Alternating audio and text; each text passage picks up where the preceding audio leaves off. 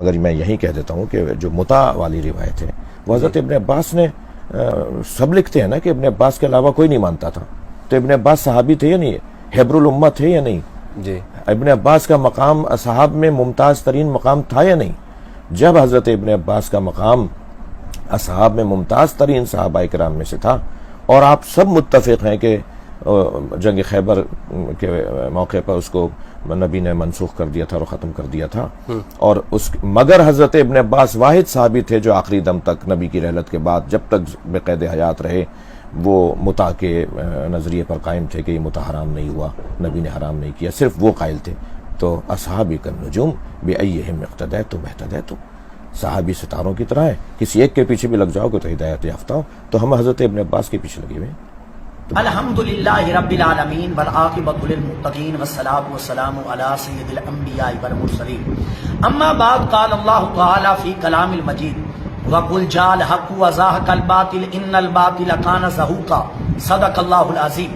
سامعین وقار، آپ نے شیعہ عالم دین مولانا شہنشاہ نقوی صاحب کا کلپ سنا، جس کے اندر وہ کہہ رہے تھے کہ حضرت سیدنا عبداللہ بن عباس رضی اللہ تعالیٰ عنہ متعۃ النساء کے قائل تھے، اور ہم بھی متع جو کرتے ہیں حضرت سیدنا عبداللہ بن عباس رضی اللہ تعالیٰ عنہ کی پیروی میں کرتے ہیں۔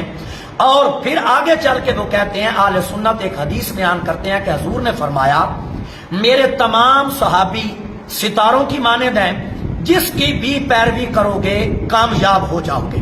تو پھر کہتے ہیں جب صحابی رسول حضرت سیدنا عبداللہ بن عباس متع کرتے تھے تو اگر ہم ان کی اقتداء ان کی پیروی میں متع کرتے ہیں تو ہمارے اوپر اعتراض کس چیز کا ہے؟ تو آج کی اس نشست میں اللہ کے فضل اور احسان کے ساتھ اس چیز کی وضاحت کروں گا کہ مولانا نقوی صاحب کے بات کے اندر کتنی حقیقت ہے۔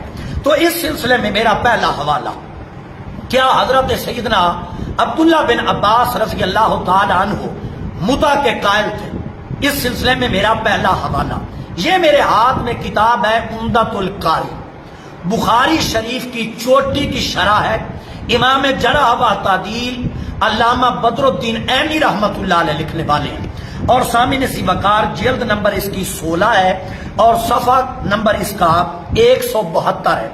علامہ بدر الدین عینی رحمۃ اللہ علیہ فرماتے ہیں وروی عنہ انہ راجع، امام بدر الدین عینی رحمۃ اللہ علیہ جیسا چوٹی کا محدث نقل کرتا ہے کہ حضرت عبداللہ بن عباس سے روایت کیا گیا ہے کہ حضرت سیدنا عبداللہ بن عباس نے متعۃ النساء والے معاملے سے رجوع کر لیا تھا۔ الحمدللہ الحمدللہ، حضرت سیدنا عبداللہ بن عباس نے متع کے فتویٰ سے کیا کیا تھا؟ رجوع کر لیا تھا۔ اور نقوی صاحب کیا کہہ کے لوگوں کو دھوکہ دے رہے ہیں کہ عبداللہ بن عباس کرتے تھے اس لیے ہم بھی کرتے ہیں۔ یہ پہلا حوالہ۔ اس سے اگلا حوالہ، یہ میرے ہاتھ میں کتاب ہے فتح الباری شرح صحیح بخاری، اس کے لکھنے والے ہیں امام ابن حجر عسقلانی، حافظ الحدیث ہیں، امام جرح و تعدیل ہیں، شیخ الاسلام ہیں۔ اور سامعین وقار یہ کتاب چھپی ہوئی ہے دار الحدیث قاہرہ مصر سے، اور سامعین وقار اس کی جلد نمبر 9 ہے، صفحہ نمبر ہے 199۔ 199 صفحہ کے اوپر امام ابن حجر عسقلانی رحمۃ اللہ علیہ آپ نقل فرماتے ہیں کہ جب حضرت علی المرتضیٰ نے حضرت سیدنا عبداللہ بن عباس رضی اللہ تعالیٰ عنہ کو حرمت متع کی حدیث سنائی تو آگے امام ابن حجر عسقلانی لکھتے ہیں وَرُوِيَ عَنْهُ أَنَّهُ رَجَعَ عَنْ ذَلِكَ، تو آپ نے اپنے اس مسئلہ سے رجوع فرما لیا۔ الحمدللہ، امام ابن حجر عسقلانی رحمۃ اللہ علیہ جیسا چوٹی کا آدمی لکھ رہا ہے کہ حضرت عبداللہ بن عباس رضی اللہ تعالیٰ عنہ نے متع سے کیا کیا تھا؟ رجوع فرما لیا تھا اپنے اس فتویٰ سے، جو جواز کا فتویٰ وہ دیا کرتے تھے، اس سے رجوع فرما لیا تھا۔ اب اس سے اگلا حوالہ، یہ میرے ہاتھ میں حدیث کی کتاب ہے مسند ابی عوانہ، سامعین وقار یہ بیروت لبنان کی چھپی ہوئی ہے، اور جلد نمبر اس کی 3 ہے، اور صفحہ نمبر سامعین وقار اس کا 22 ہے، اور روایت کا نمبر ہے 4057۔ حضرت عمر بن عبد العزیز سے یہ روایت مروی ہے۔ آپ فرماتے ہیں ما مات ابن عباس، نقوی صاحب توجہ سے سنیں، آپ فرماتے ہیں ما مات ابن عباس حتی رجا عن هذه الفتیا، فرماتے ہیں حضرت عبداللہ بن عباس رضی اللہ تعالیٰ عنہ نے اپنے وصال با کمال سے پہلے متع والے فتویٰ سے کیا کیا تھا؟ رجوع فرما لیا تھا۔ الحمدللہ الحمدللہ۔ اور نقوی صاحب کیا کہہ کے لوگوں کو دھوکہ دے رہے ہیں؟ آپ کہہ رہے ہیں حضرت عبداللہ بن عباس فتویٰ دیتے تھے اس لیے ہم ان کی اقتداء اور پیروی میں کرتے ہیں۔ تو مسند ابی عوانہ کے اندر صحیح سند کے ساتھ مروی ہے، دوبارہ میں پڑھ دیتا ہوں، ما مات ابن عباس، ما مات ابن عباس حتی راجع عن هذه الفتیا، کہ حضرت سیدنا عبداللہ بن عباس رضی اللہ تعالیٰ عنہ نے متع والے فتویٰ سے کیا کیا تھا؟ رجوع کر لیا تھا۔ اب اس سے اگلا حوالہ، اب میں دیکھتا ہوں میرے اس حوالے کو آپ کیسے رد کرتے ہیں۔ یہ میرے ہاتھ میں کتاب ہے تفسیر کی المیزان، المیزان، یہ لکھنے والے آپ ہی کے چوٹی کے شیعہ محدث اور مفسر علامہ طباطبائی ہیں، اور سامعین ذی وقار یہ ایران کی چھپی ہوئی کتاب ہے، لکھنے والا بھی شیعہ، چوٹی کا شیعہ محدث، چوٹی کا شیعہ مفسر، اور سامعین ذی وقار یہ چھپی ہوئی بھی ایران کی ہے، اور سامعین ذی وقار اس کی جلد نمبر 4 ہے۔ آئیے میں اب روایت پڑھ دیتا ہوں۔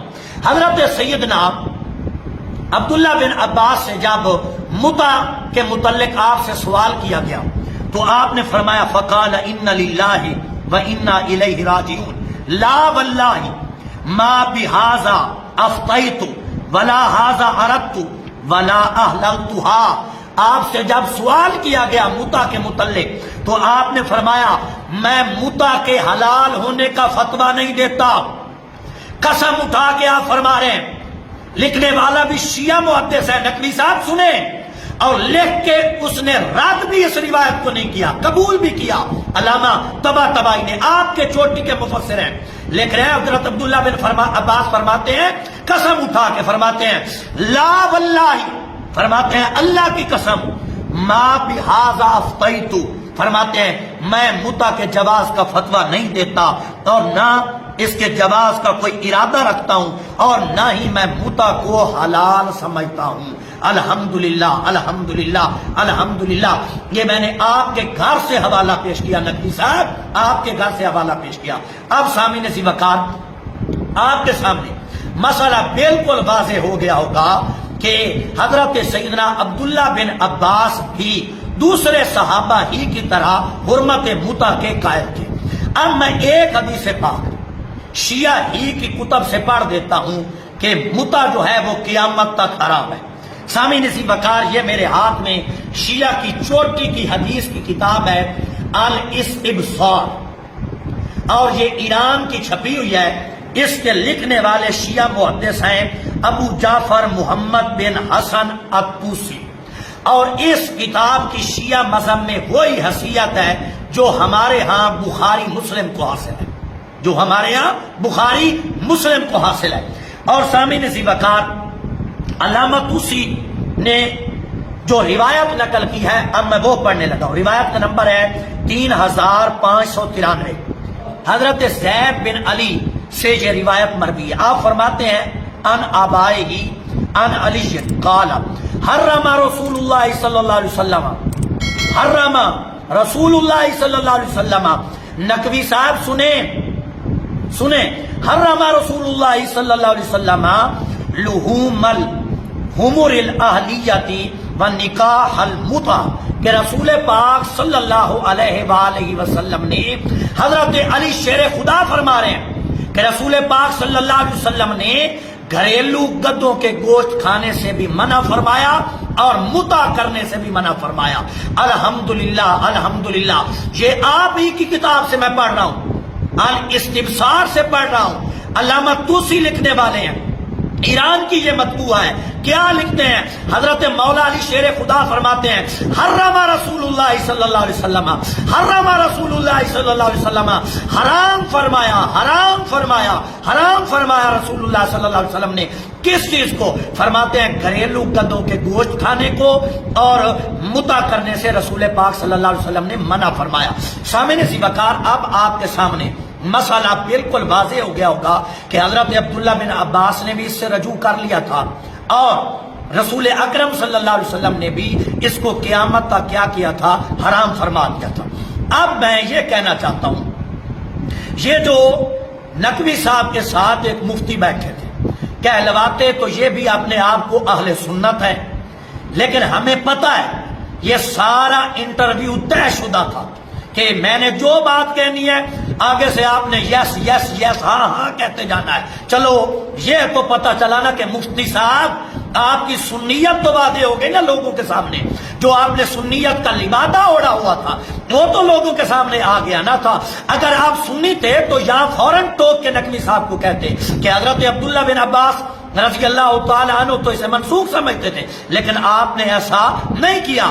چلو نہیں کیا تو نہ کیا، ہم تو الحمدللہ اہل سنت ہیں اور انشاءاللہ تعالیٰ قیامت تک ہر دھوکے کا پردہ چاک کرتے رہیں گے۔ وما علیہ الا البلاغ۔